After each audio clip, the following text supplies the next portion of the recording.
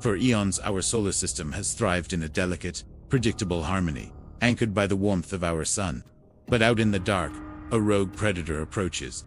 A wandering black hole, invisible and absolute, has entered our sanctuary. At the world's greatest observatories, the data makes no sense. Light from distant stars is bending around a patch of nothingness. On Earth, the first signs are subtle.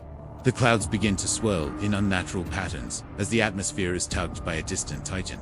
Then, the tides arrive. Not the gentle pull of the moon, but a violent surge that drowns coastlines in mere minutes. The very tectonic plates beneath our feet groan and snap. The Earth itself is being kneaded like clay by invisible hands. Look up. The sky is no longer blue. It thickens into a deep, toxic violet as our atmosphere is crushed against the planet. The sun is no longer a circle.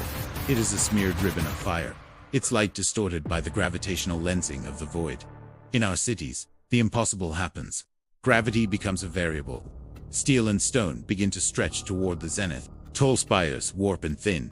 Caught in the early stages of spaghettification, the architecture of civilization is melting upward. The sun's tether is finally broken.